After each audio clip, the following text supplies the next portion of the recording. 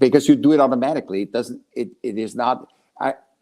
I said today on another podcast. I said when you don't have empathy, when you don't have passion for that person, the empathy that you play, the system empathy, is nothing. We are humans. Yeah, look, I agree with you 100%. You know, I was going to ask you, passion for what? And like you say, it's, you know, you have to have passion for the people that you're here to serve, and truly be There's willing two to serve. passions. One Go, passion is what you do, like you like to talk, and we like to talk. But that's one thing. And the other thing is the passion for humans. And humans is, is the biggest growth that you can have to interact with humans. There's Yes. no discourse is the second. After creativity, discourse is the second superpower.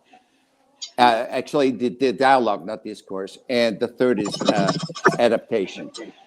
Yeah. So I'm going to mute you for a second. Okay, you muted yourself. Welcome, April. God, I've been trying to get April on stage for so long. But April, you're here. You cheered me up. Anyway, look, so April, I'll come to you. Please be patient, right? Please be patient. And as I said, my other friends are going to keep their shares short so that we'll get through everyone several times over. Paulette, quickly, please try and paint a picture for what you do. And I know what you do. People here haven't got a clue what you do, I'm sure. I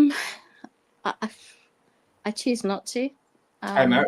But I think that I want people to really understand what it means to go a bit above and beyond. So I give free counseling to people that need it. So when people reach out in trouble, I'm there for them. At the Mental Wellness Cafe, we always offer free counseling and free support. I've got involved with helping people find housing. I've got involved with helping people with various drug issues, helping them with Martha, getting them to accommodation or getting them at least vouchers to hotels. So although I write books and my real passion, to use Michael's word, is educating kids to have belief in themselves. So it's all about children and self-belief. That's my passion. But I can't leave the rest of the human world behind. So I have to be there for them too. So although I'm not actually a registered therapist or counselor in the US, I spend half my life looking after people in the US. But that's fine because the US have taken me into their hearts, and that's what I do. Thank you. Look, Paulette's fed dogs, Paulette's housed dogs, kids. She's housed people.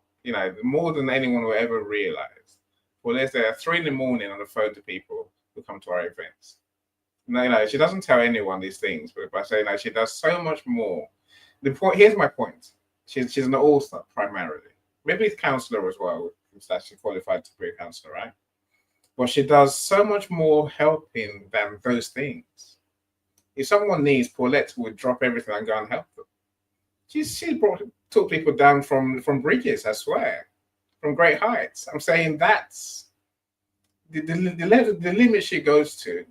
No, I could wax lyrical about Paulette all day long, right? So my question to you, or to the rest of us on stage, tell me about the great service you've received, the service that truly sticks in your mind. Now, Dr. Yvonne, let me come to you because I always like to hear you, hear your share. So. And she's in her car. I'm always in my car, Paulette.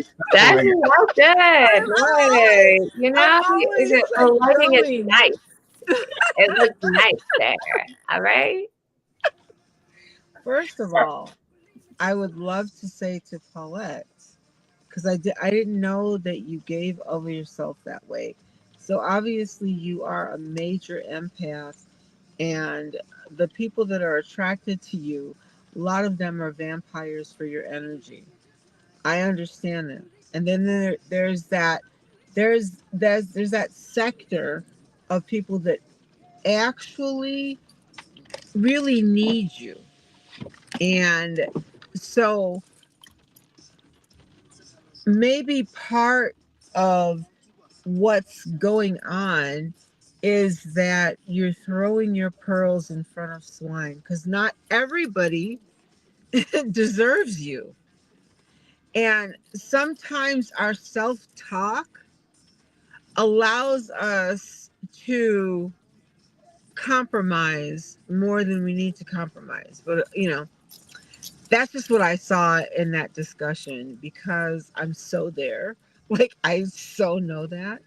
Um, but eventually, you'll your self-talk will somewhat change and know that selectivity is one of the ways that the universe allows us to help the correct people. Now, as far as hospitality and services, what I do, hospitality to me is someone coming into my space, my personal space, my private space. And me being Caribbean, the first thing we do is offer something to drink and then something to eat. And then, well, no, first thing we offer, because you take your shoes off at the door, are slippers. And, there's literally a litany of things that we do when we're talking about hospitality. When we're talking about customer service, to me, that's a little bit different. In that customer service to me means servicing my customers. It has little to nothing to do with hospitality as I define it. All right. Everybody has different definitions. So we could be saying the same thing, but it's just how I understand it, So there's no like, oh, she thinks this. No, it could possibly be the same thing. It's just that we have a different viewpoint on words. Word association is really important. So for me, it's customer service. It's the base where clients or customers come, they lay out what it is they need, or sometimes they don't even know what they need. You have to determine that because obviously you're the expert. That's why they're coming to you. Or you have expert qualifications, right? So it's not for me to say, come on in, have a seat. Can I get you coffee? That to me is hospitality, right? But when I am in the mode of work, it is what are our goals? What are my deliverables? What do you need from me? Which is why you're coming to me. And how can I make that happen for you? Comfortability is not really my concern in that if they come to a space where we're talking, of course I'll say, would you like some coffee? Would you like some tea? That's a little hospitality. But customer service is completely a separate entity to me as I define it.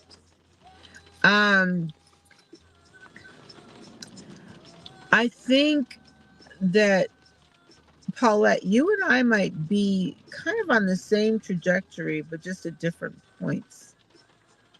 There really does come a time when you have to understand what your value is, and that every single time you stop whatever it is you're doing dead in your tracks, because I can actually see it. I can visualize you getting a phone call and you saying, oh my God, they're in dire need. Let me self-sabotage so I can help this person. That's beautiful. That's wonderful. But what about you? Customer service is one thing. Hospitality is something that goes before you when you actually welcome someone into your personal space. So no, I don't give hospitality to clients. I give customer service. I want them to come back. You see, Repeat customers are your bread and butter, right? Because the thing about repeat customers is, or clients, is they recommend you. They say, hey, you need this, you need that, you need this. This is who you call, right? And you want to make sure you're on top of your customer service for your business because you want your business to survive. So my take is just a little bit different. And like I said, it could be semantics. But I think they're separate and apart as far as entities. Customer service is business related. Any and everything you have to do with your business. Hospitality, you know, unless you're doing like a retreat or something, then hospitality obviously plays a part. Or, you know, they're coming and you're entertaining them for dinner or something. That's hospitality, yes, hands down. But in the regular work of business, and I think you said 2 minutes, I think, am I close? Customer service is one thing. Hospitality meaning this is what you mean to me. You're in a different zone than my customers. Although I respect my customers, I want to serve my customers. It's a different zone. So that's just my take. Let me know what you think. I hope to change your mind, Dr. Yvonne. Look, Michelle gets how far Paulette goes. Paulette is not she's not in need. She's not. Are you with me? No, it's what it is. It's who she is, and I think that's why I'm talking now. So my room is essentially about mindset. That's what this room's based on: mindset and business growth.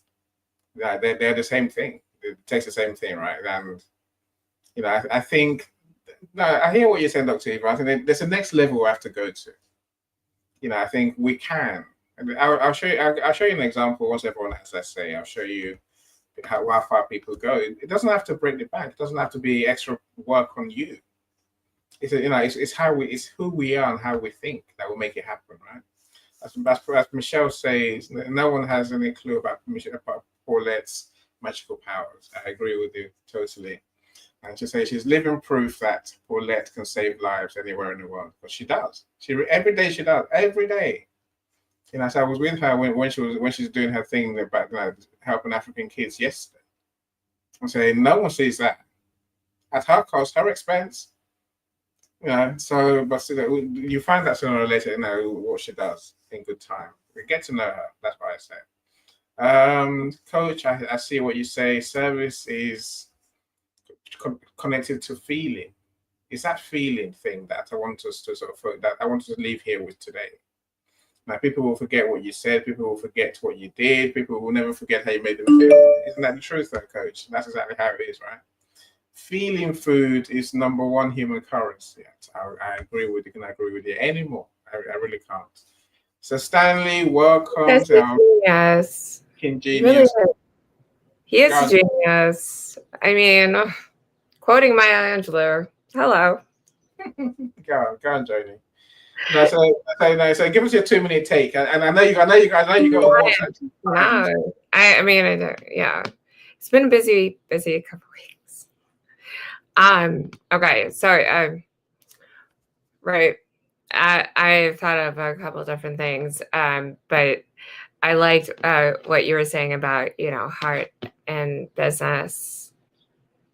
That is your heart, and that's kind of why when you go to your parents' house, you don't really clean just exactly how you clean your own house, because it is not your house. So you take care of your own business the way you just want to take care of it. And COVID, it was the best of times and the worst of times, right? We saw that foreshadowing. Sorry. Bleh. And it did. Like the essential business owners who really put an effort into maintaining those customers, they kept them. I go to that gas station for my vape every single time too. I don't care if it's $5 more. I'll go for it. But I'll share a quick story. So I find sales in every aspect of business as well. I think this is so incredibly important. And my dad and I have had many talks about this, like for years. But we grew up, in Philly, and there is this video shop called Take One Video. And Tony worked there, and I'm pretty sure he had a crush on my mom. Her name was Vicky. And he called us all little Vickies when we walked in after her, and we would pick a video out for Friday night. And he remembered all of us. He was just like, "Hi, little Vicky." And we thought that was so cute, being 7 or 5 or 2 at the time. And we did not go to that Blockbuster that opened down the street because we wanted to go to Take One Video and see Tony with his huge stash and hear us called Little Vicky. And he would always put aside a copy of whatever movie that we wanted for the next week, because we'd rent one movie a week. And he was the epitome of having a little town business and really putting the effort into it. And so, gosh, at 43, I'm remembering that. And so it doesn't matter what business you are in. If you really take into consideration how important it is to just take a smidge of time out of your day to make people feel special, make people feel remembered, part of this little community. It will go a long way. It'll hit you back. I mean, I remember Tony. I don't know what he's up to now, but hit it back. All right, I'll let April or. I love that story. I just want to chime in. I love that story. I mean, I love that. Yes, I understand that. Little Becky. I think the thing you said that got me is that little town mentality, little town business mentality. Yeah, I think many of us think we think big and we're too busy. We've got to-do lists that run that will never complete, right? I get it. I'm sure we'll get it, right? But I think we need to take the time to do it, that you said, make people feel seen, feel heard, feel loved. Imagine if we could do that, then our businesses will only grow. There's no other way. We can't lose, because people will do exactly what you and I do, Joni. Loyalty is everything in business. So businesses that make money don't make money by having new clients every day. They make money by having people come back to them whenever they need. And little towns exist everywhere. All the little neighborhoods in Philly or Chicago or London or wherever. You have a little neighborhood, support that little store that makes you feel at home. Yeah. And don't you think that we're going back to the small businesses now more than ever? Because I think it's becoming too hard.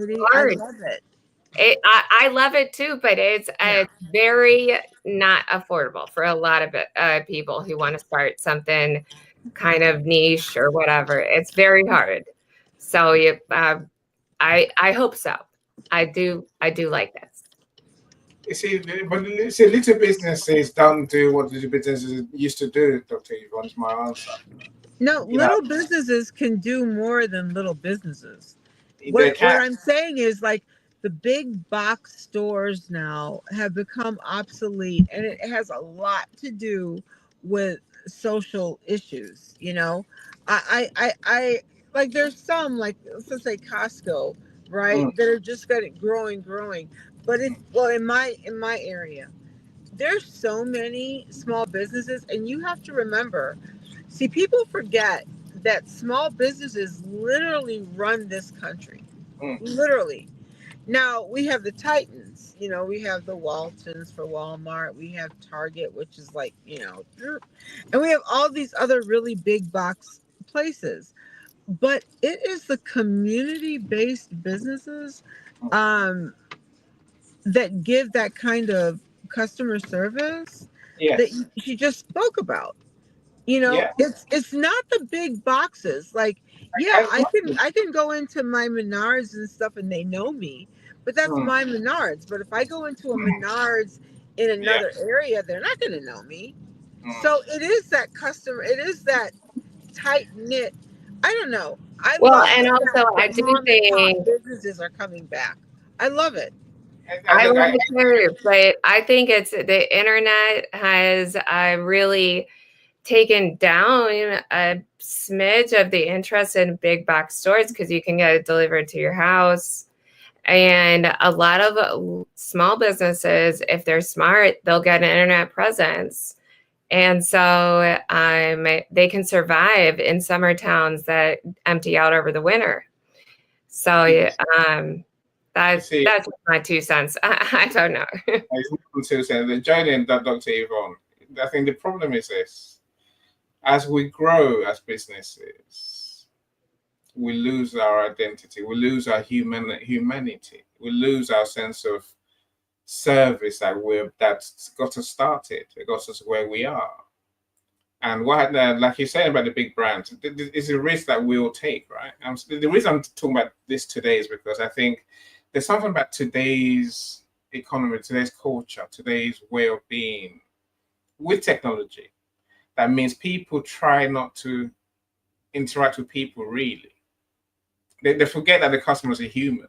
They think they're just numbers on the screen. They're just icons. They think they're just, are you with me? They're just numbers.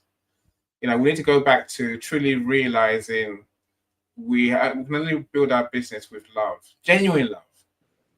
Everything. Wait, we're not on Temu? Shein? Temu?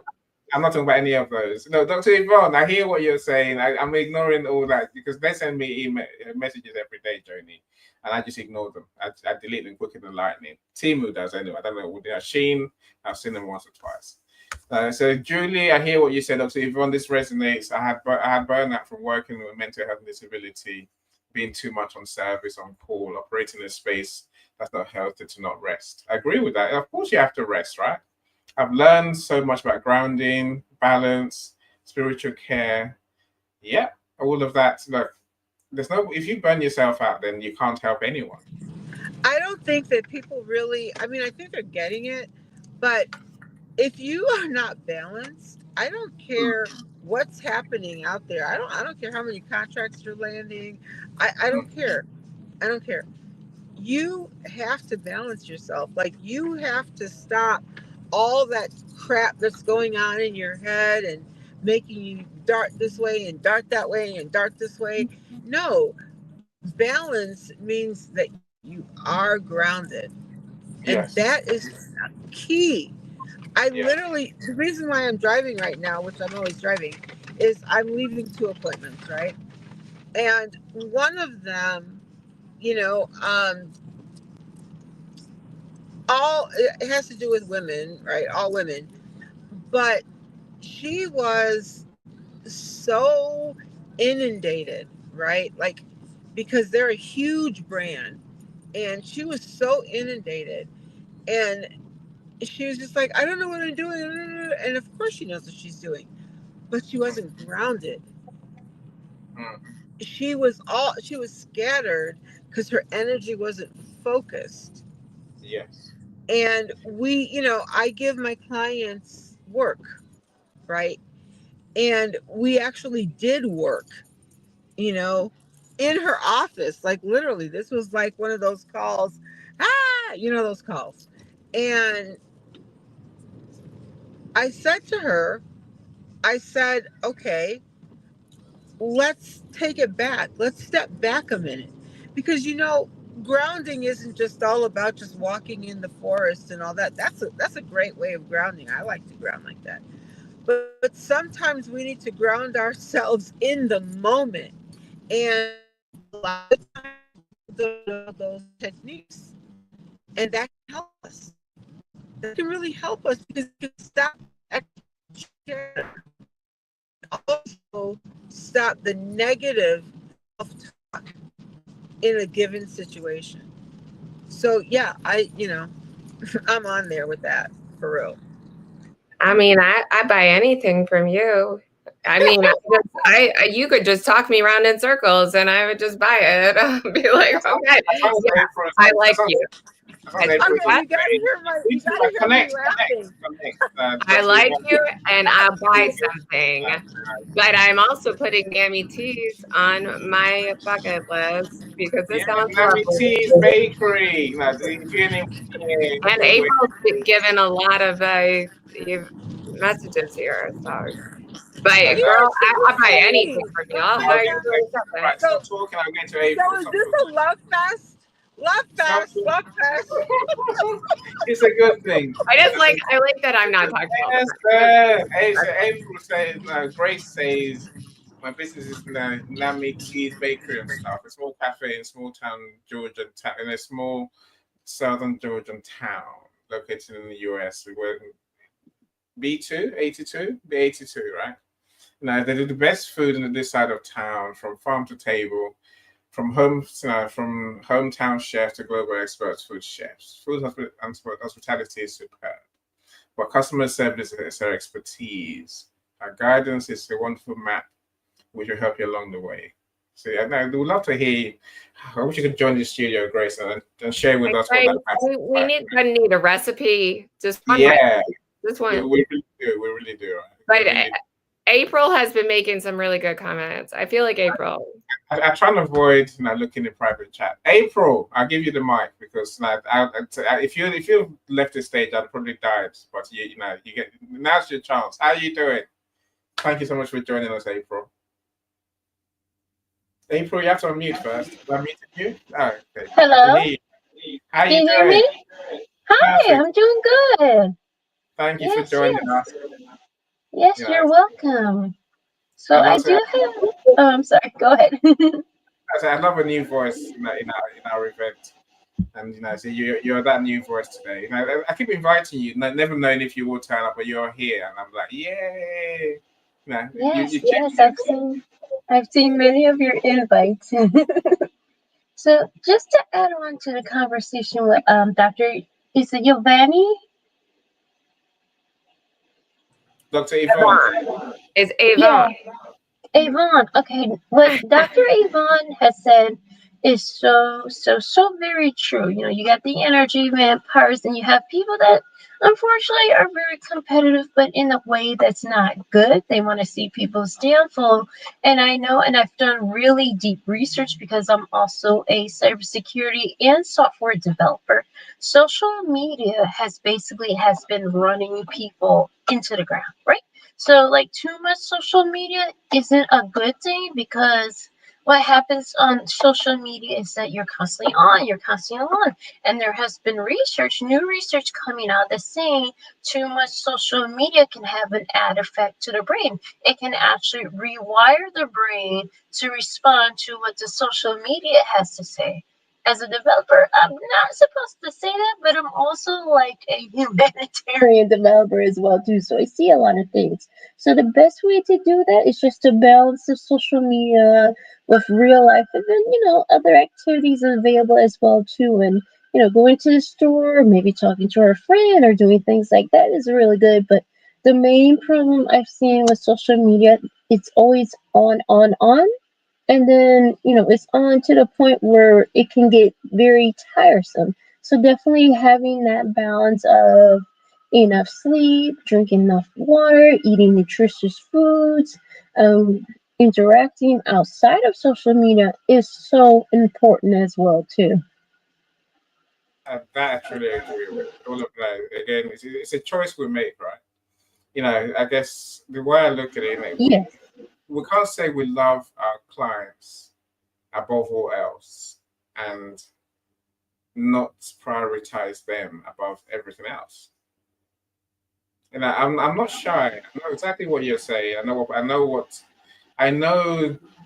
get the boundary side of things, right?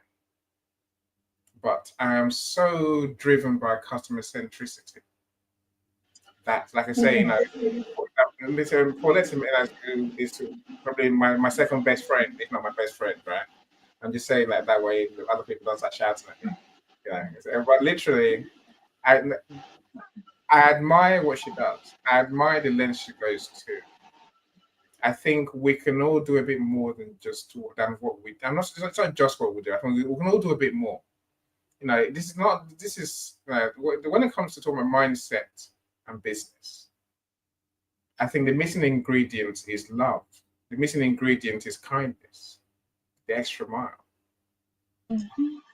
Yes, I definitely do agree with that as well too, and especially with the kindness and love. And I believe Pauletta was mentioning earlier that how she was working with different people and helping them with houses, because that's one of the other problems, and one of the very important problems that has been going on is definitely getting housing for people, because being without a place to stay is terrible, and then they have like you don't have a place to stay. How are you going to work a job if there's no address available? And, I've been in a situation where basically I was without a place to stay, but it was like the market was just so really bad. Houses were going left and right. And then when there was a house available, it was a literal TLC to the point that the ceiling looked like it was about to fall in. So, going through all that and seeing what has been happening, and they were also putting on fake houses, making them look nice on the outside. But then when you get to the actual real house, it was nasty inside. And I believe that that was real estate fraud, but definitely that has been going on as well too. But yes, I agree with you, Eddie.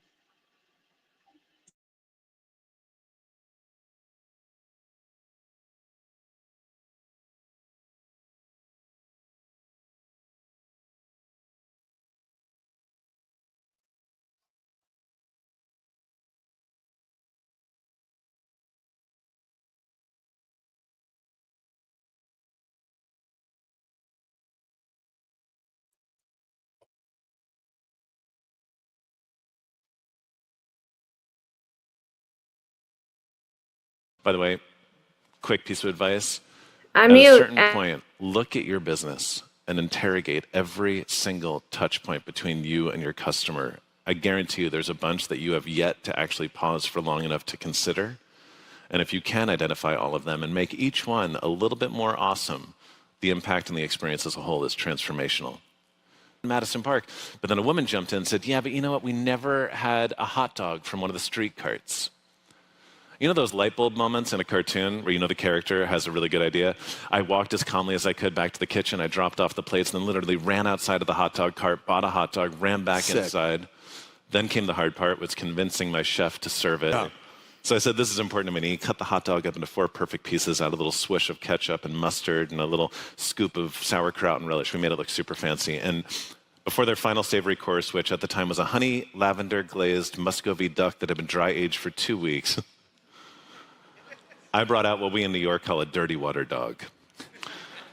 And I explained it. I said, I want to make sure you don't go home with any culinary regrets. Here's your New York hot dog. And they freaked out. Athletes always go to the tapes and they've had a bad game to see what they did wrong.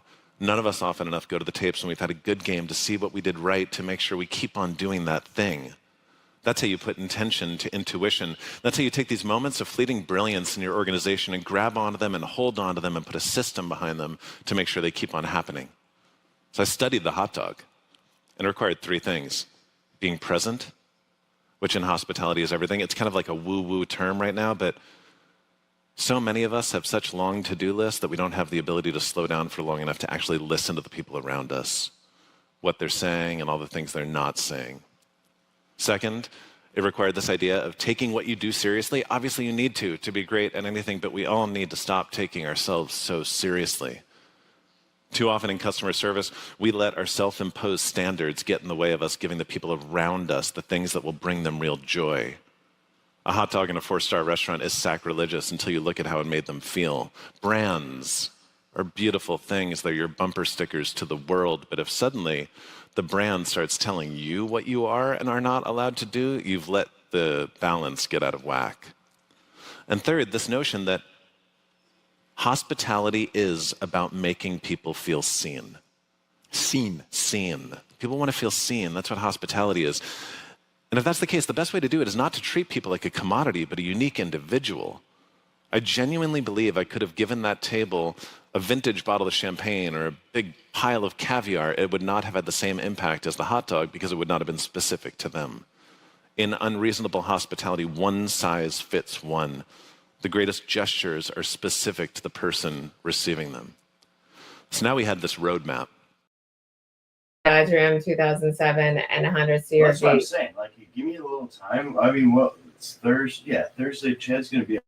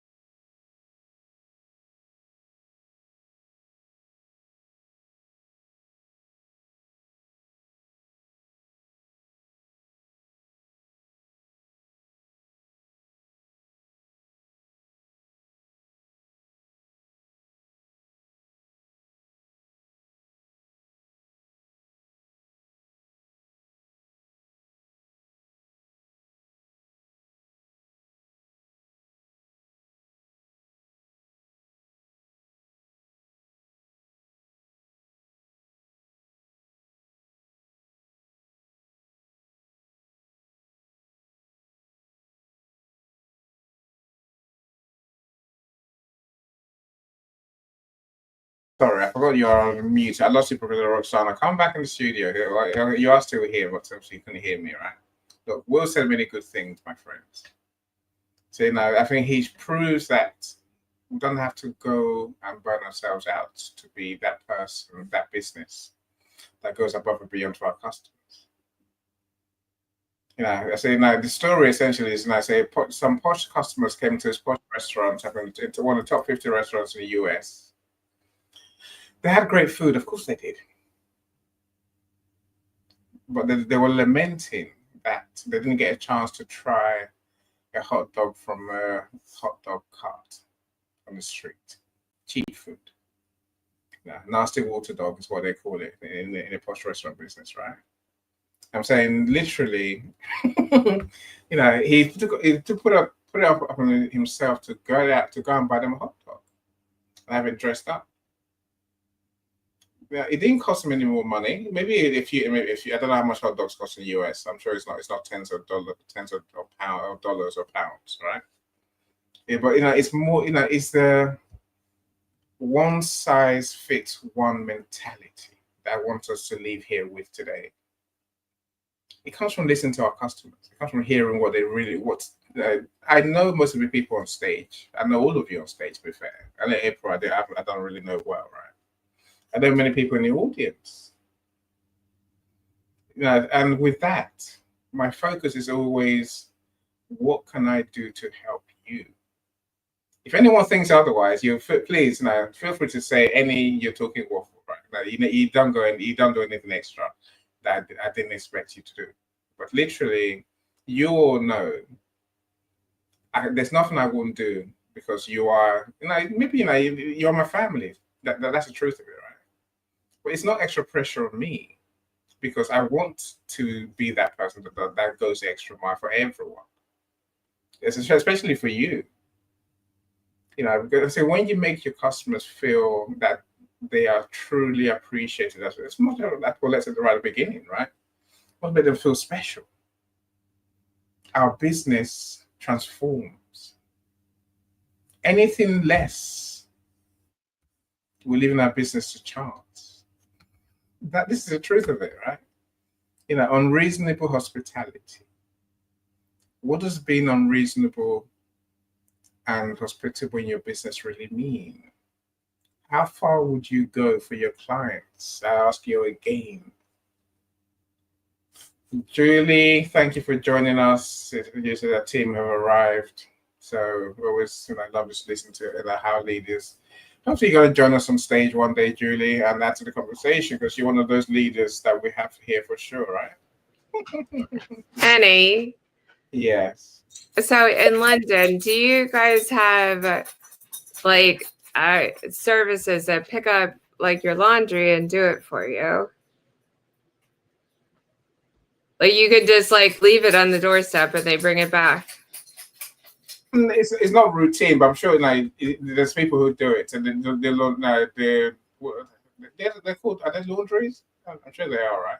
I mean, Yeah. we have so many apps for it here in the States. Like you can, I use Poplin. It's awesome, but it's just like a DoorDash thing, but for laundry. They pick it up, take it back. But some people like really go the extra effort, and they'll put like your undies like with like a pink bow around it. Yeah, you're right. We have that here. I'm like, okay, girl, I'm favoriting you. You're right. That's Yvonne. I'm not sure we have that in the UK. You know, if we did have them, they won't put any ribbons around anything, right? They really throw it back to you in a black bag. Everything can be done just right from your house. You see, now look, here's a secret that not many know, but I tell this to everybody. See, there was a day I was just a marketer, right? Social media, websites, blah blah blah, that sort of stuff. And then I got myself into doing bestsellers, right? And so I could do bestsellers for anyone. And a client came to me and said, "Oh, I want to be a bestseller." I'm like, "Okay, now I can do that. Of course I can. Where's your book?" You know what she said? Yeah. "Oh, it's here, but I haven't published it yet. Can you publish it for me, please?" I'm like, "What the hell? How can I make a book that doesn't exist a bestseller?" Do you know what my answer was? Of course I'm going to publish a book for you. I had to learn very quickly how to publish books to make sure that this client got more than she expected. Publish a book I did. Bestseller, I made the book. She's still out there now running around with the book, doing events, right? I'm saying that's unreasonable marketing if you look at it that way. They say Will mentioned something that I think we will need to bear in mind. That's also, but don't you think also that there was a need and you created a response to that need? That, that's like ultimate customer service, in my opinion. That's like ultimate. There's a need and you want to fill that need because that is your client, and you have a relationship and you want to make sure you meet that. And I think I remember you saying one-stop shop. Yep. So I'm asking you and everyone else here: are you a one-stop shop? How far would you go to delight your customers? Really? You see, Will mentioned something. He said, "Let's look at every touch point we have with customers. Every time we touch people in our business, ask ourselves, how can I make this a wow moment?" Well, so everything I do when I choose a client or when the client chooses me or both, because, it's kind of like going to a doctor. You don't just go to a doctor. I mean, you interview that doctor because they're taking care of your health. And if you're a mom like I am, I interview the hell out of them and then I look at their practice to see, malpractice, complaints, that before I even expose them to my children, right? So I take the same meticulous approach to my clients. When I say I'm representing you, and you got to remember, I have 15 years of toxic tort litigation. So for me, a client's privilege is everything. I carry that on in my personal life as well. But what will I do for a client? Any and everything that is legal that will not compromise my status or compromise my morals or my culture. I will make sure my client is satisfied. Now, if it's something that I know is just impossible, I'm upfront with them. I'm not going to run them around. I'm going to say, dude, I don't think this is possible, but here's a solution. There's always a solution. There's always a remedy, you know? I think it's the short-minded people that think, oh, because the client says this and it's something that I don't do, then all of a sudden it's non-existent. But I believe in what you believe, Emmy, and that is one-stop shop. So I'm holistic. Yay. Yay!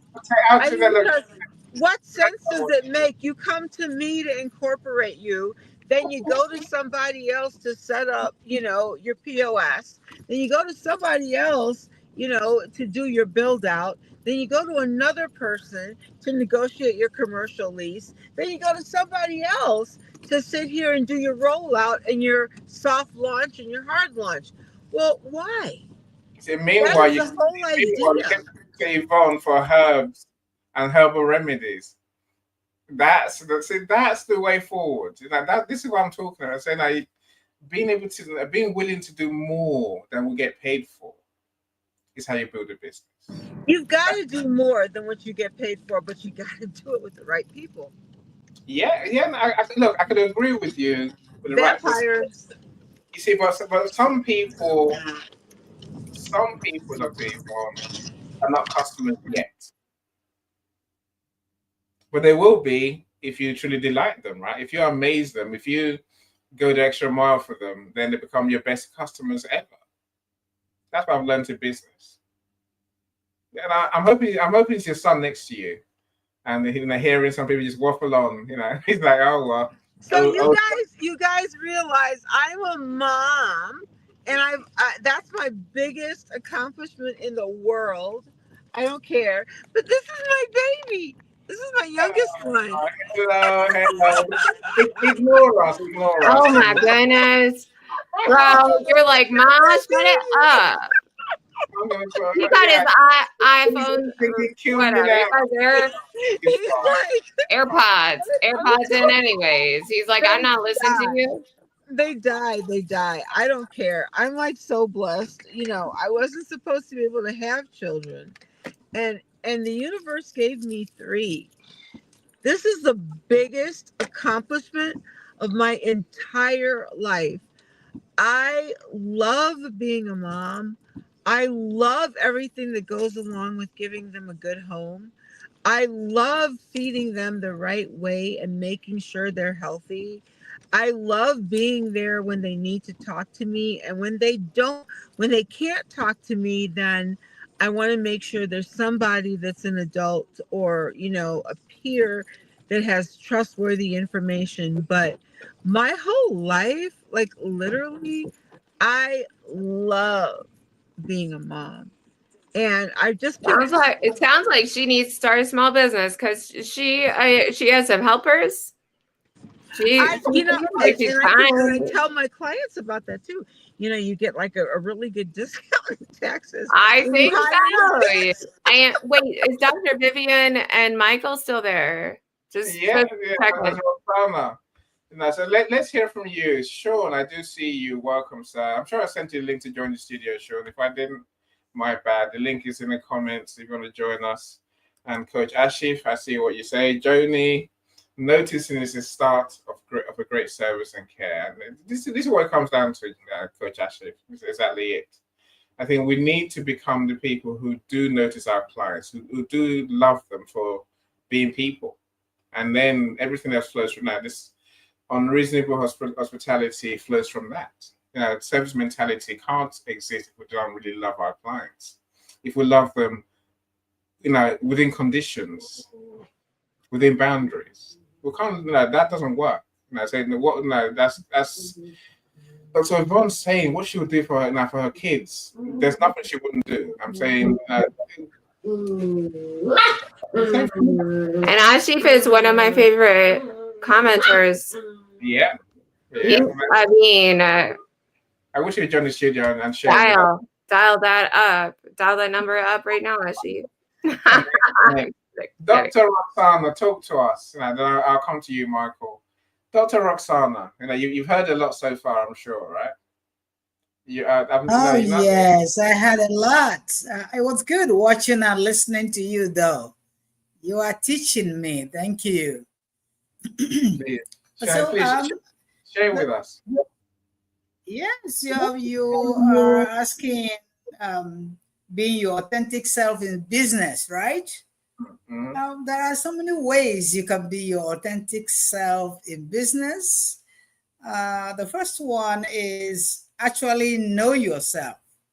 Know yourself. Take the time to reflect on who you are, your strengths and weaknesses, your values. So everyone in business needs to know themselves. It's not just about the money, but make sure that you know who you are before you get to be with your customers. Be transparent. Being transparent means just be who you say you are going to be. Just be transparent. Be who you say you're going to be. Just not what you promised. So when you promise something, be that. Okay, so be transparent is one of them. Another one is stay true to your values. If you say whatever you call yourself, you want to stay true to those values. And I had all that, Paulette. By the way, Paulette, welcome back. I haven't seen you in a while, and I bet you haven't seen me too. Welcome back. We appreciate you. And each and every one of you, I just want to say welcome back. Stay true to yourself is one more way you want to be. If you say you're a businessman or woman, and then stay true to yourself. Embrace vulnerability, which means you can just share who you are. Don't overshare, though. You don't have to overshare, but make sure you explain. Don't be afraid to say who you are. That's what I'm trying to say. Don't be afraid to say who you are and what is going on. Seek feedback. Encourage constructive feedback from your customers, from your clients. It's actually good that they give you feedback. You can use customer feedback to post it in your business. Those feedback can actually help you get more customers. So seek feedback from your customers. Okay, build genuine relationship. Yeah. I mean, when you build a genuine relationship with people that trust you, they trust you more. And people actually buy you, not what you're selling. Yeah. So that's why we need to, people buy you. They come to buy you, not just what you're selling. That is why you have to have a genuine relationship between you and the customers, your clients. Yeah. Because why did they just leave everybody? You're not the only one maybe selling that or being a publisher. So why is it that everybody left everybody that's a publisher and they came to you? Yeah. So you have to be authentic, be who you are, build a genuine relationship. I think the relationship thing, I think, is that's where this conversation really lies, right? Oh yes, oh yes. We want to be our customers' friends. Yes, be who you say you're going to be. Stop changing from Mr. A and Mr. B. Treat them equally. Treat your customers. But think of the people you deal with, Dr. Roxana. Even people on here sometimes, right? One day they're your friend. Tomorrow there's something else. You think, what the hell? What's that's not a relationship, is it? You're kind of stuck because you don't know whether I understand that, Annie, but you can only change yourself. You can't change every other person. So the only person you can change is you. So I know I understand what to say. So you just have to be who you said you're going to be, and don't worry about what they're going to do. But just be who you said you're going to be. I can do that, right? I think my issue is that we can all learn to be better. That's what I'm saying. We can all learn to be better business people and better people. Full stop. This is not just about business. This is about who are we deep down. This Being is a professional. Being a Sean's professional. but and also being a human. I think let's not forget the human side, Dr. Rosan. I think we need the human side is equally important. Professional, that's a given. Mhm. If you're not professional, then you're not going to. As Paulette said, you can't. If you can't deliver, then you can't exceed expectations, right? See, this is Yes. about the relationship side is where that's the extra, that's a plus. No I matter mean, who you are, be consistent. Whether right. you're just a professional or you're just a Mm. businessman or woman, be consistent. Are Do you, that thing you said you're going to do, and yes. make sure that you celebrate diversity. Yes. Not because I have a big accent. When I Mm. come to any, it's going to deal with me because of my accent. Even though I love my Yes. accent, though. So what I'm trying to say is that be consistent and treat everybody equally, and then Yeah. be who you said you're going to be, irrespective Mm. of what the customers are going to be. Just deliver what you say you're going to deliver. Be who you are saying you're going to be. Okay, You- and you- stay committed to growth, though. Yeah, just keep on growing. Mm. So, yes, go ahead. Go ahead. I think that's what the conversation today is. And it's relationships and be willing to grow. I think we can all be better. I truly Yes. believe we can all be more caring, more Paulettes, as I always say in my language, right? Look, I think Coach Ashif, I think again now you capture exactly what I'm trying to say. Pure goodness is what we're talking. That's what growth really looks like, Dr. Roxana, right? I'm sure we agree, right? Pure Mhm. goodness is naturally rewarded by the universe. Like when we Yeah. have common purpose, what goes around comes around, karma, in other words, right? I think Yes. we have to be willing to serve for people to trust us, like you've all said. And I think this is not a theory. This is a who are you deep down conversation. Where can we grow? Where can we get better? What can we do more of, right?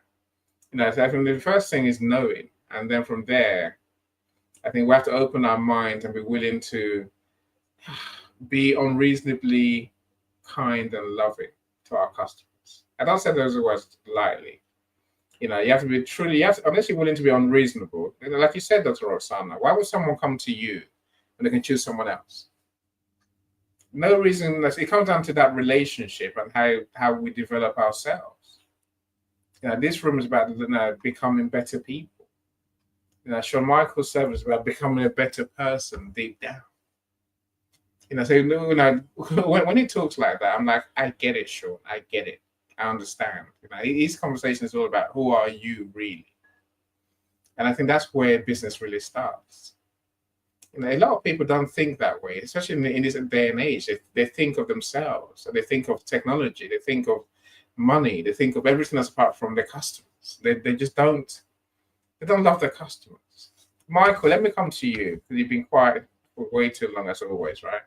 Michael, are you there? Yes, I am here. What do Can you hear me? Yeah, perfectly. It's a good loudness as well. So where do you want to join the conversation? Do you want to join? So, do you want to share experiences that are memorable from business or service providers, or do you want to share nightmares, or do you want to pick up somewhere else? I'll do the best I can, wherever. Feel free. Firstly, I guess hello to everybody that's on the panel, all the panelists. I do know quite a few of you, except probably one person. But everybody else, I genuinely do know you and appreciate what you've come and said and what you've attached to this conversation. the value that you've added to it as well. And I hope you continue to do so even after I speak, because I'm very interested in what you have to say. Treating others the way you like to treat yourself. It's a very spiritual and a very important role that you play in not only elevating yourself, but also elevating others. Because as you treat others as you treat yourself, you in turn give them permission to treat you the same way. And allow them to treat you the same way. Because when you turn that key on, they love, it's like an attraction. They love to be able to do that with you because it makes them feel good. And then, it makes you feel good. So why not just simply pursue that in all genuineness, in everything that you do, and in everything that you don't do as well. Yeah.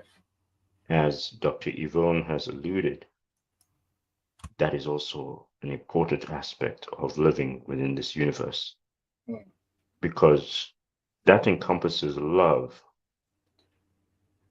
in all reality. You will actually be pursuing that, and you'll be given it, and you'll be getting it. And ultimately, you'll be a lot happier with yourself as a result. As you can see, Annie is a very, very happy person because he pursues that. I do. Yeah. I don't think it's been, 5 years since he started doing that, maybe? Maybe more. I'm not so sure. But he can definitely tell you there was a time when he did not feel that way. And he went in a different direction. He kept on giving people a lot of angst. simply because he felt that he could and he should, and he felt that they would give him the same thing, and so he had to give it to them first. It's kind of like the way we start wars these days. Yeah. It's gonna end us, we're gonna end up in a bad place because of that. And if you switch your mindset and switch yourself and really focus on those particular words, I'd like to treat you the way I want to treat myself, you'll see the way people turn around fast and reciprocate. Reciprocate is what you want, because that is actually a movement that is more powerful than the angst that you go throwing around. People will always do something against that. You don't want that, that's for sure. So yeah, that's pretty much where I lay it bare. I think all of you have touched on that in a way, in some way, form, shape, or manner. And I look forward for you to continue this conversation. Let me know what you think. Thank you, Michael. Look, so there's gems there. I always trust my friends to raise the points. That way, we have a complete package by the time we finish our events, right? Like Coach Ashif, I don't know why you never joined the stage. I pray, Coach Ashif, one day. Now let's meet, man. Let's meet. That's what we need to do. Let's do a Zoom meet, Coach. I'd love to get to know you better. So you and I have known each other for a long time. Never actually met though. So, but let's meet. I'd love to know more about your genius, of course. The coach says, travel light, live light, spread the light, and be the light. Isn't that the truth though? You let your light ignite, your light creates your legacy. So true. Now, Michael, I think it's easy to miss the points that you're making. I guess so part of our conversation today is the fact that there's many businesses out there who don't do what we're talking about. They don't love that. They don't love us as their customers. And it's hard for us, maybe for us to naturally love our customers because we haven't seen it done to us, done for us.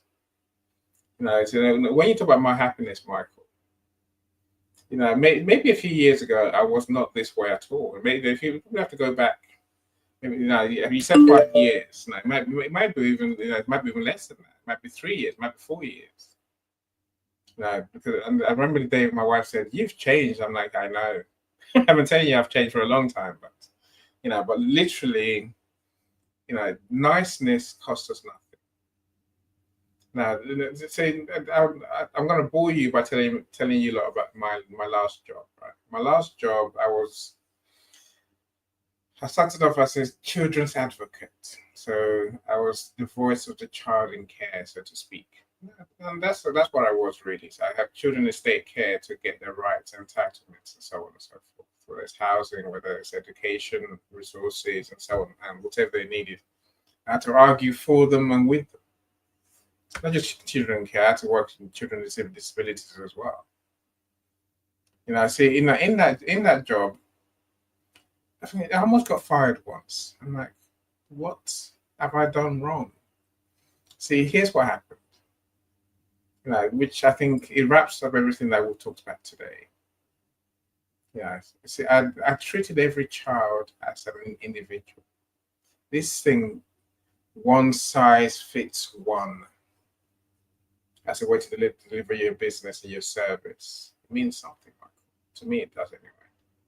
See, for every child I worked with, of course, I was going to argue about what they wanted, what they needed. See, there came these kids that the system said no. Now, the one in particular that I got in trouble for, as they were disciplined, I was furious. That's when I decided I was going to leave. In the end, that's what my seeds of "I'm not going to stay here forever" thing came into my mind, right?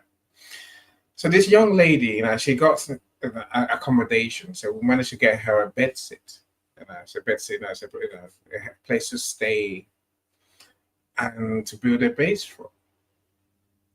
So anyone, I got her a place. Yeah, she's happy. I'm happy. Everyone's happy. So I'm like, okay, have you got what you need? What do you need? I hear you ask. What do kids need when they move into an accommodation? Think about it, right? See, you know, a few years before, I worked to create what we call an essential items list. The things that every kid needs. The reason I can say all this is because I was that kid myself. I was that kid who was put in a bed sit. Moved out the same day, and that was there's your keys, there's your bed sit, there's your room. Bye. We'll see you tomorrow. Anyway, so this girl, I think she had some barely money for food. There was a bed was ordered. Okay. Do you have a television? No. I went ballistic. I went crazy. I'm like, how dare you move a kid into an accommodation without a TV? Like, there's only a TV, it's not important.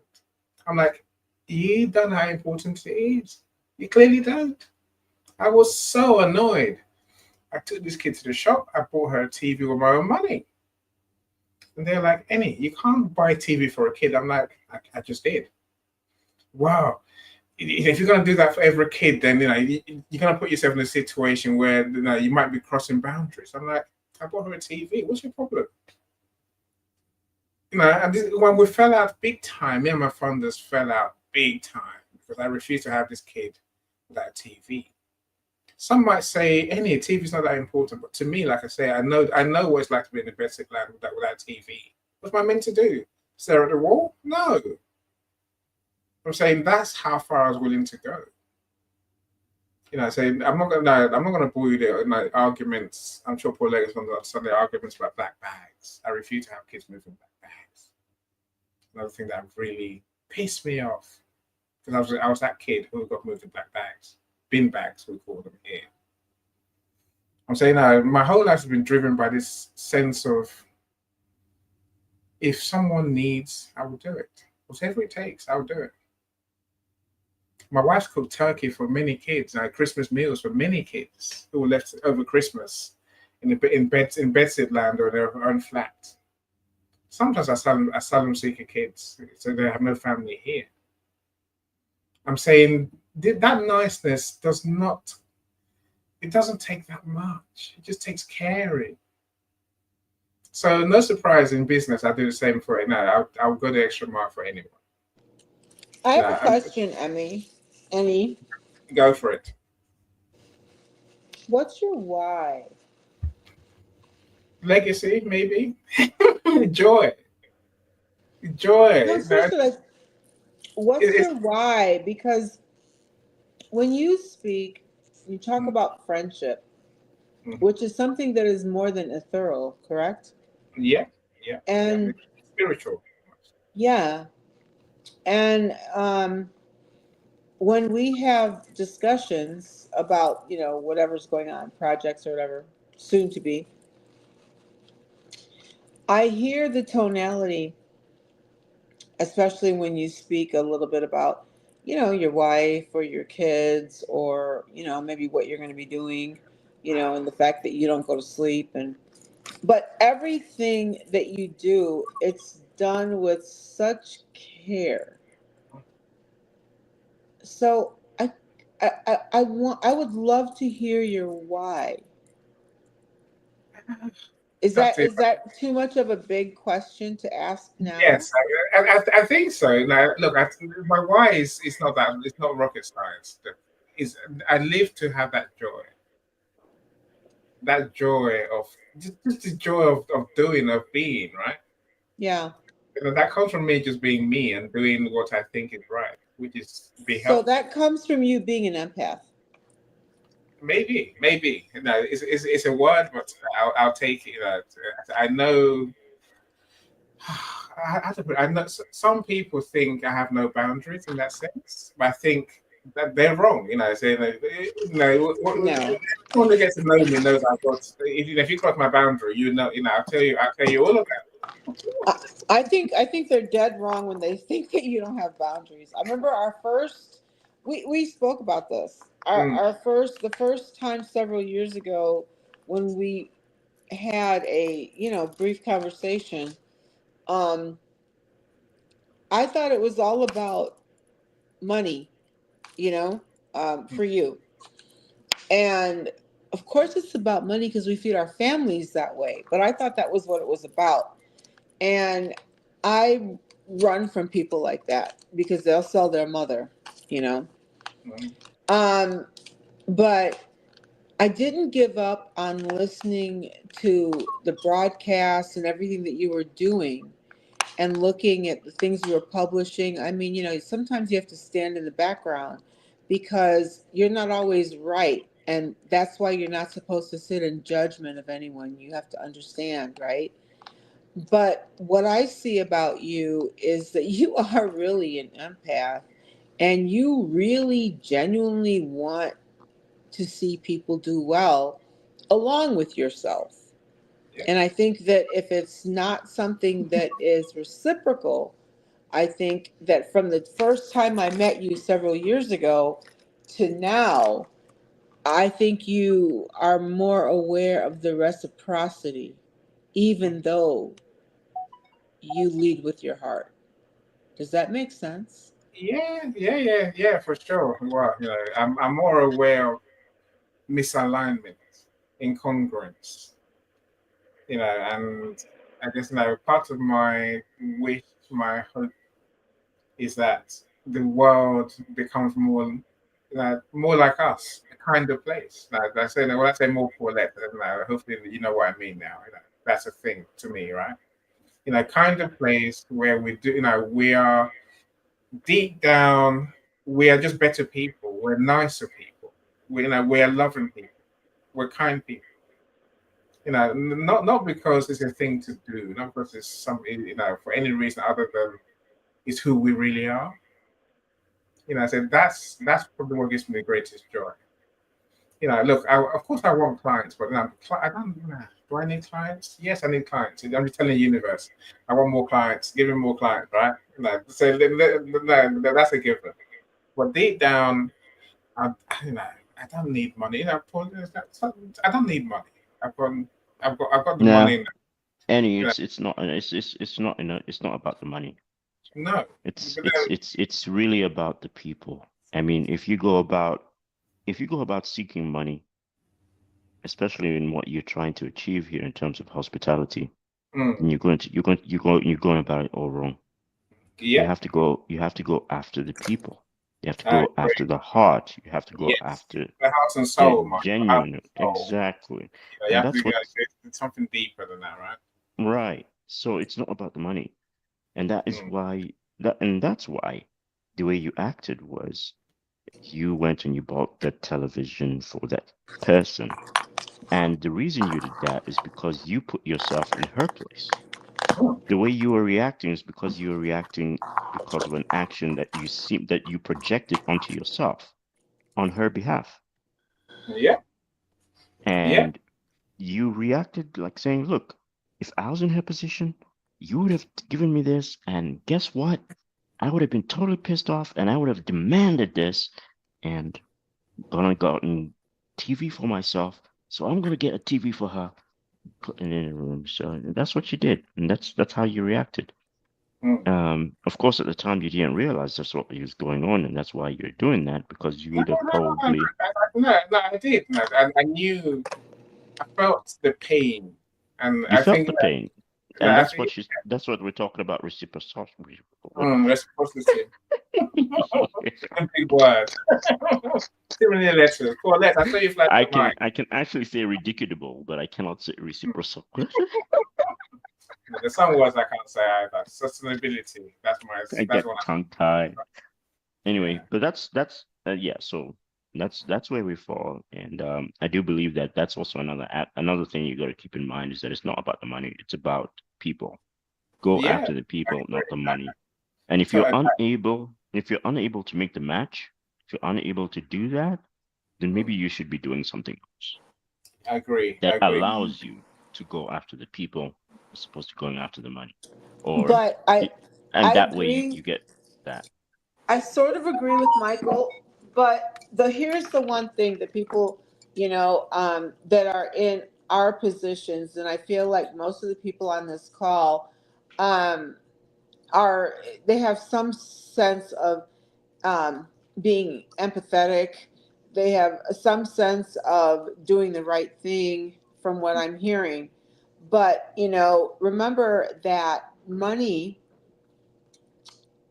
at different levels. We talked about that before. I don't have to go through that. I don't know if everyone was here when I said that, but we have to feed our families.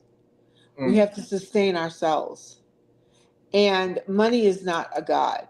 Like you never chase, Mm. right? But fact is fact. Money is energy. That energy allows you to live and be productive in a certain way. Mm. When you are not giving of what you have been gifted, what due to who you are, due to what you do, you know, you're rewarded. This is the Yeah. way of rewards. And in those rewards, that energy then becomes reproductive, Mm. in the people that you invest in. It's Yeah. kind of like that oil, right? Mm. You have that lamp of oil, right? And everyone comes to get that light. I literally did a video on this today. Everyone wants that light.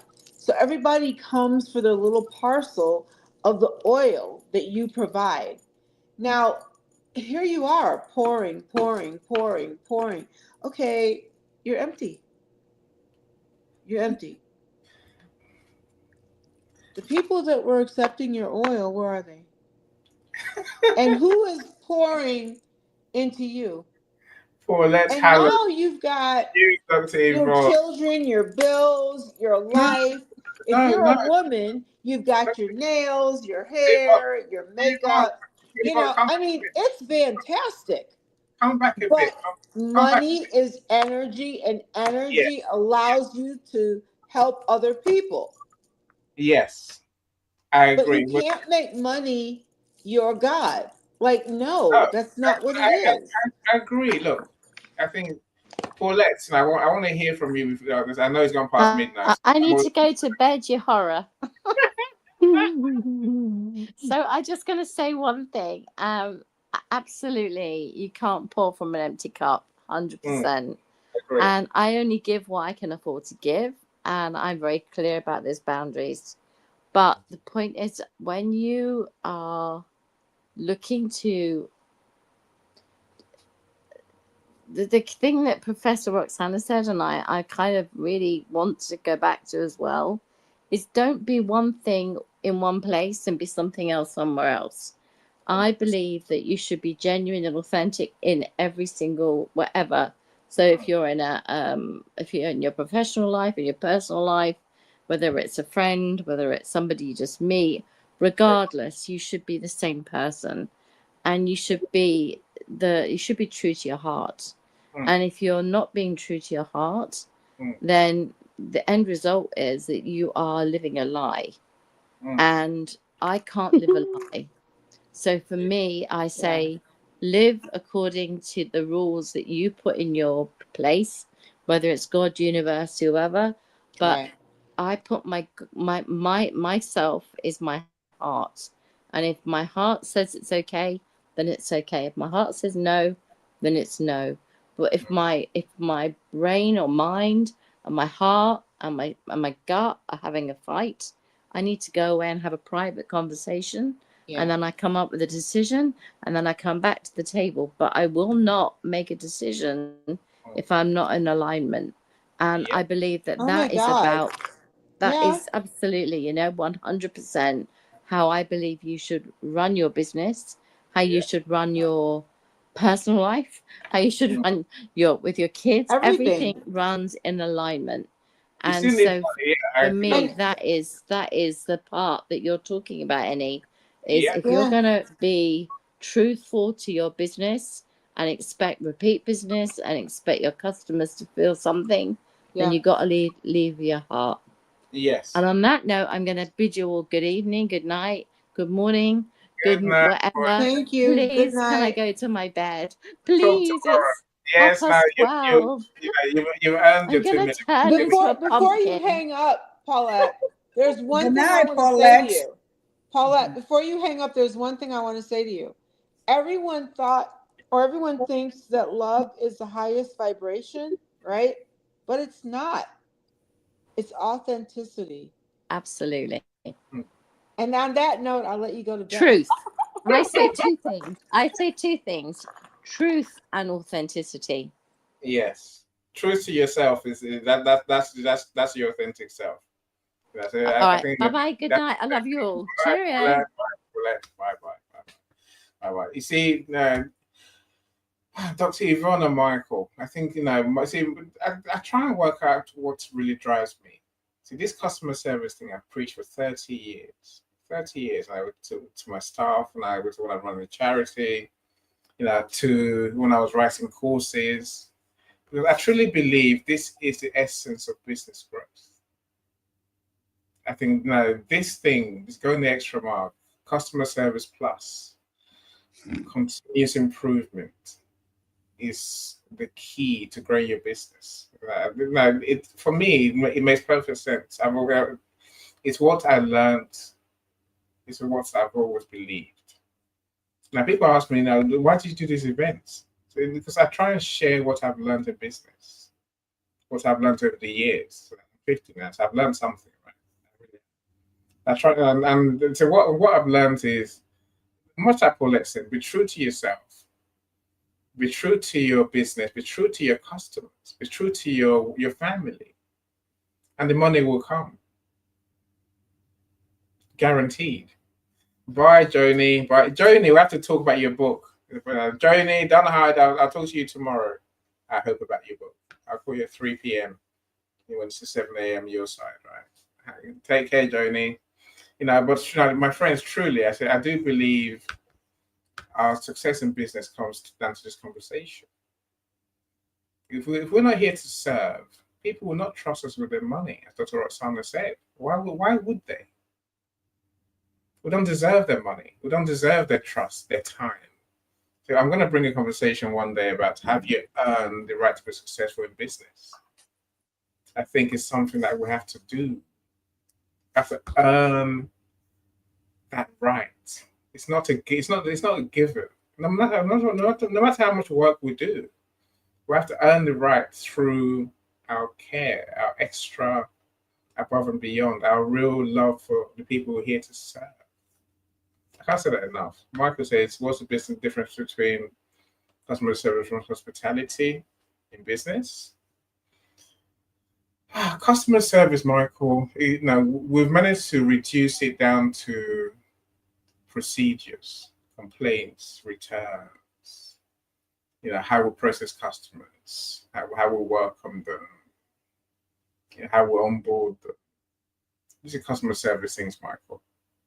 I think hospitality, I'm not that fussed about the word we use. I think, I'm more interested in care, kindness, going the extra mile. That's the way I describe what I'm talking about, what's important. Don't get bogged down by the words. Will Gadura is very clear. This is the one size fits one mentality in business. That's what I'm trying to preach today. One size fits one.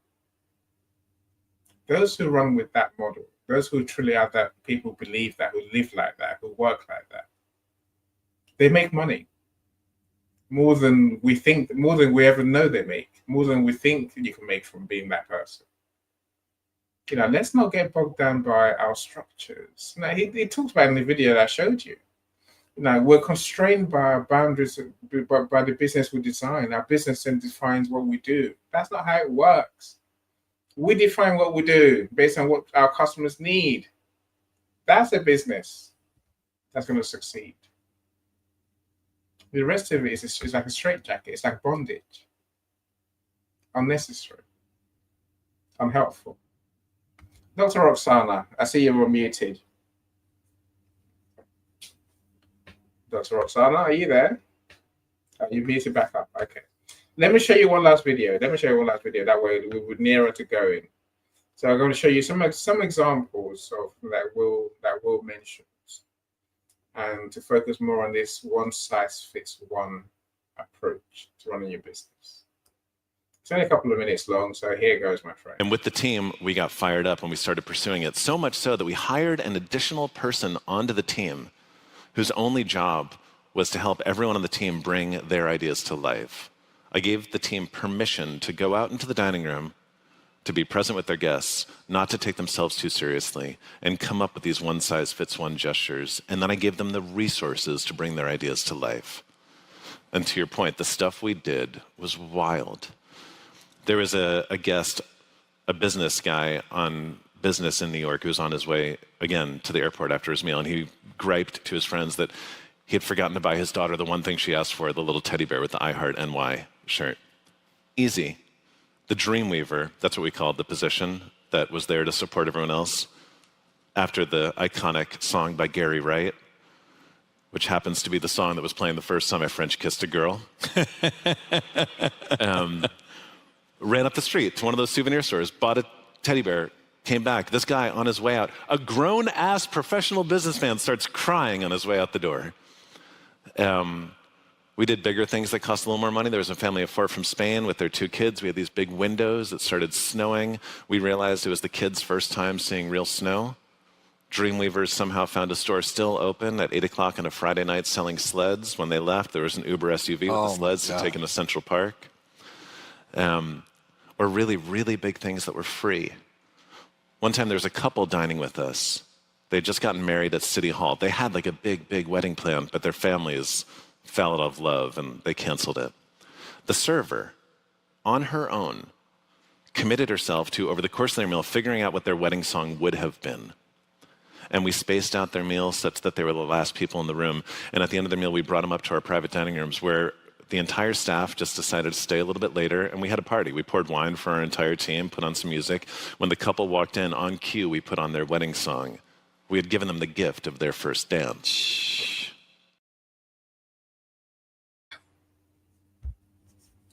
See, every time I watch like Will Gadura, I do nearly I get emotional because I think I'm touched by his true level of care.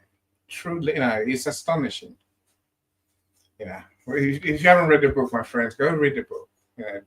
Hopefully, you'll be as converted as I am. But my conversion was 30 years ago. I'm just filling in the gaps of the how do we do this now, right? What's the name of the book? Unreasonable hospitality. Mhm. Yes, do check it out. There's enough videos. I'm sure you realize now there's enough videos about it on YouTube. Have you posted it on the comments? No, I'm sure every time people are doing that for sure. It's if we run that business the way he runs it, customers are gonna love us beyond our dreams, beyond anything we could ever imagine. Ollie, I see you, my friend. Welcome, welcome. I'll see you too, my friend. Glad you're here. You see, here's the reality, my friends. Here's the truth. I think that we need to bear in mind. This unreasonable hospitality, this love, this care that I'm talking about today, it starts with us. We're the leaders of our organizations. Going back to Jonah's point about being small town businesses, we're tiny in the scheme of things, right? I'm not saying we're not the smallest businesses that there are, but we are small enough that it's on us to be the people who truly have this belief in our soul, this mindset, to truly go the extra mile for those customers in a way that will amaze them. And when we do that, eventually we're going to grow to start building a team. And now we must find a way to impart on the team how to be as unreasonably hospitable as we are. There's many things that I've shown you today. The fact that you have to literally give your staff an open checkbook and say delight the customers. Who would do that? That's who would do that really? I would, because I know that's a way forward, right? I say, so Michael, you work for someone, that's right, son, and I know you work in institutions. I'm saying that, do your organizations even understand the concepts we're talking about today? Do they go the extra mile for their customers? Are you empowered to go the extra mile for their customers? No. That's not. There are rules. There are rules about that because it can be misconstrued as trying to woo the customer and unreasonably trying to do that. So, no. But there's only so much you can do. After that, you can't do anymore. You can get them a meal, but you have to make sure that the company is the one that pays the meal, but it can't go beyond a certain amount, and you just can't go over and above whatever the customer needs. You just can't do those kinds of things. If just like so the employees have rules and regulations against them with respect to what they can do and cannot do. And then if it was the CEO can do whatever they want. They're the owners of the business, or whoever the owner of the business is, not necessarily the CEO, but whoever is the owner of the business can do whatever they want. So, as an employee, no, we cannot just do whatever we like. We have to do it in accordance to the rules and regulations. Can I take permission? I need to do something. I am getting ready to leave. Thank you so much, Annie. Thank you, Mr. M. Thank you. We're almost done. So we're actually going out the door. Thank you so much, Dr. Roxana. It's been good talking to you, Dr. Dr. Roxana. Yvonne. Thank you. Thank you so much. Thank you for showing up. Yeah, thank you so much. You have a good evening. Have a great evening. I also learned from you as well. So. We always learn from each other, right? We always learn from each other. Thank you, Michael. But you gotta make it a point with Dr. Roxanne. She's always making it a point Mm. Yeah, true, true, true, true. Look, and I say I love your honesty, and you see, here's what most companies do. Like you asked the question earlier, Mike, customer service versus hospitality. Yeah, See, because it was confusing initially. see, most companies will do the customer service thing. They think they're doing hospitality. This is why I have a problem with that concept, right? See, now most companies will do the happy birthday card to their favorite customers. Most will do maybe they might even call you on your birthday. You know, so if we look at the staff, you know, they might buy you a watch on your retirement day. You know, they do the basics. You know, they might arrange meals for their staff. I mean, like, they might arrange some get together for customers. I'm saying that's not what delights your customers, my friends. That's not the answer. The answer is, what do your customers really want? What's going to give them joy, real joy? What's going to change their lives? And they'll be like talking about you forever, recommending you to their friends. That means going above and beyond.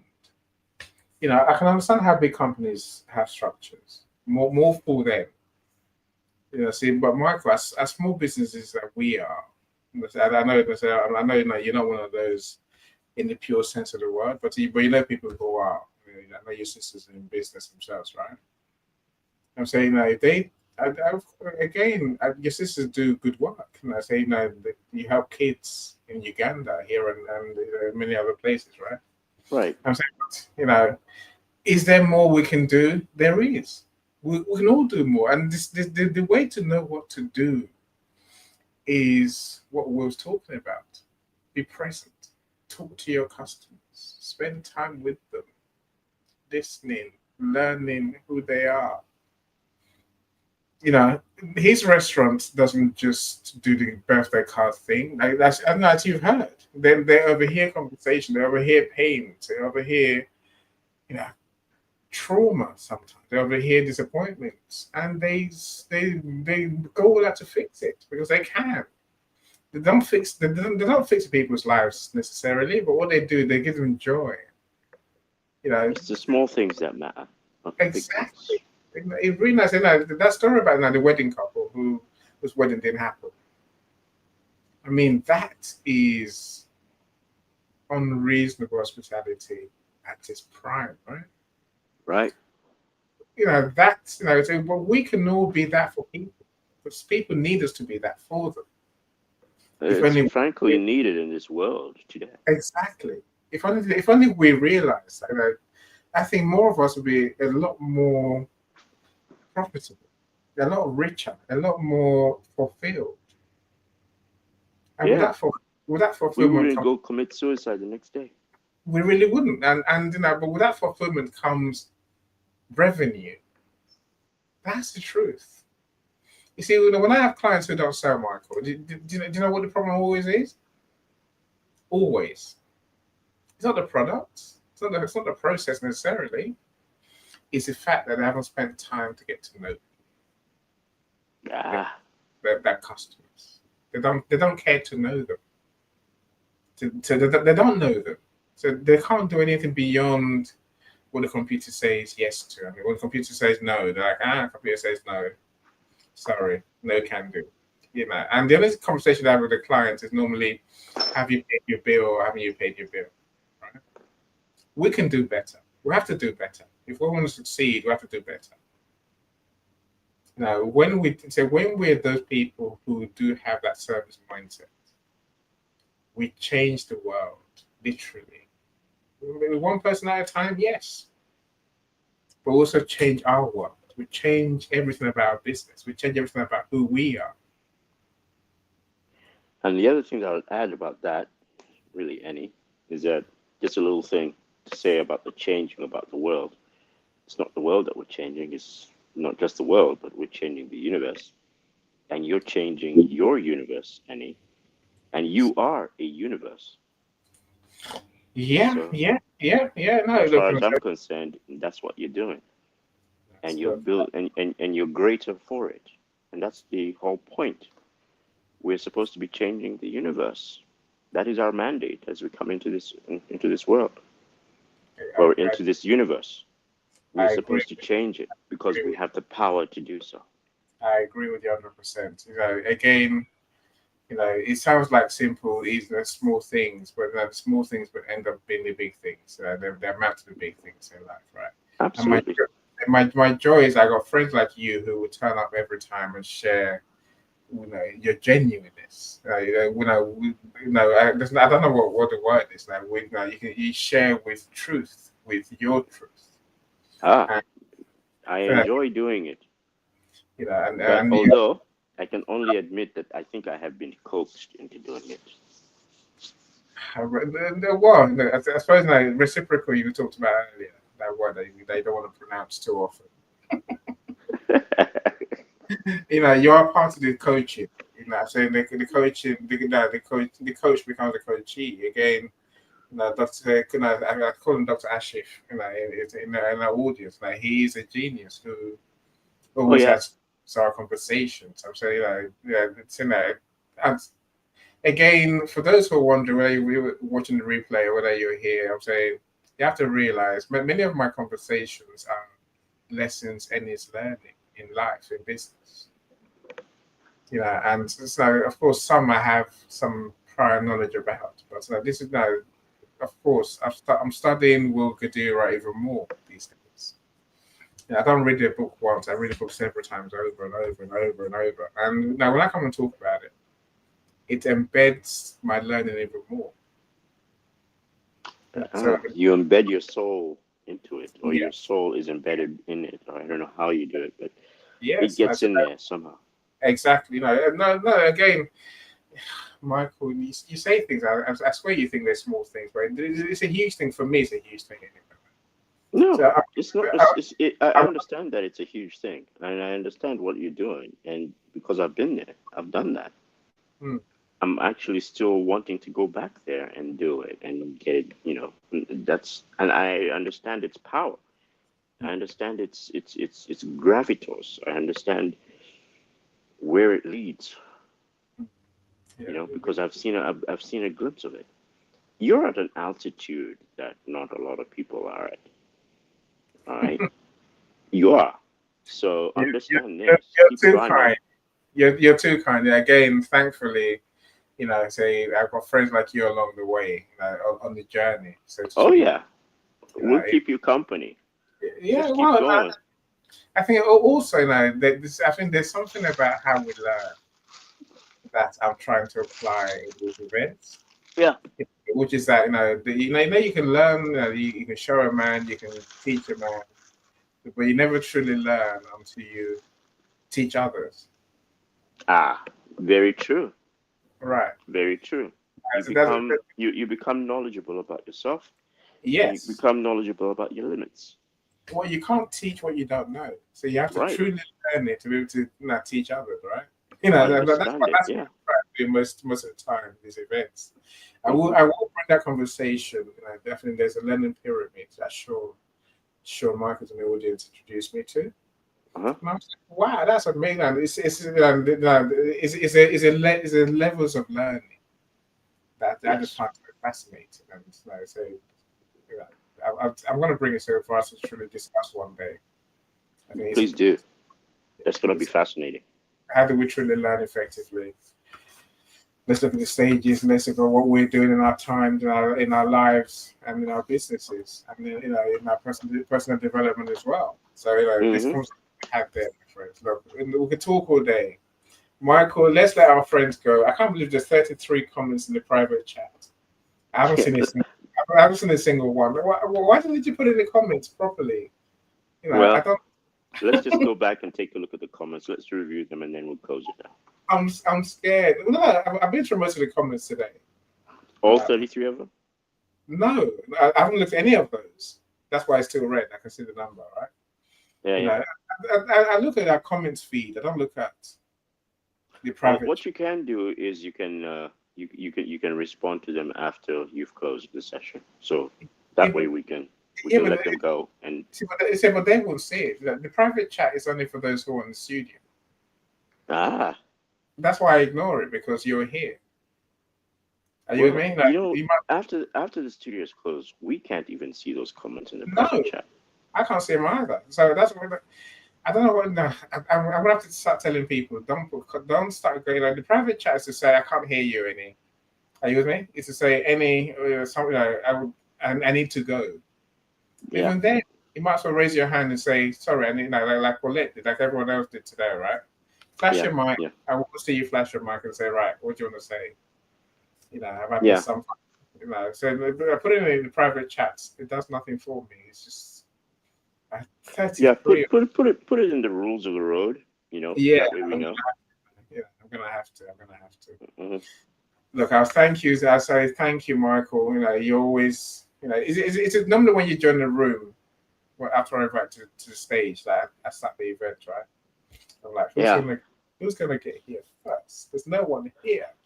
And then Michael shows up. I'm like, yeah, my words is funny. And then Paulette showed up today as well. And then I don't know who else was here. Someone else. To the bleachers first, and then they're not open, and then I put in my Habarigani, and then I wait, and then I come into the StreamYard when it's open. But sometimes when I'm in the bleachers, I always have a tendency, well, at least every once in a while, just to poke fun with you, and say that you're late. Nothing wrong with that at all. Nothing wrong with that. I know your habit. It's kind of like, well, you're either waiting for the customer or the person who's supposed to show you, the host, or you just I don't know, whatever it is that you got going, and you're like, now connect with Grace Lee. Now she's giving away free recipes for our cookies. I like cookies, right? oh, the one that had a yes, okay, Annie. Is it Annie? No. Or is it not Noni? Yeah. So that's a different one, right? Okay, so Noni hosted Grace Lee, right? Yeah, there's this Grace Lee. She says my cooking recipes are free, but my crazy cookies are not. Miss Grace Lee, are we connected? Maybe, hopefully, we are connected. I can show you some of my cooking recipes. I have them on Instagram, and we could share, blow each other's minds. So I'm going to go through the comments, my friends, and see who you want to connect with. That's always one of the benefits of these events, right? So don't just come along and then leave the same way you came. Let's definitely be prepared to change, to grow is the word, to grow. Now, Michael, I can't thank you enough. Like I said, look, we'll talk later, my friend. All right, take care. Stop scrolling. No scrolling, Michael. There's other events going on tonight. No scrolling. Bye, everyone. Ciao. Your stars. Thank you so much for joining us. Bye, everyone. Every second forward is a new beat to your drama. She's success with global.media.com and celebrating with or without champagne or rum. She's success with global.media.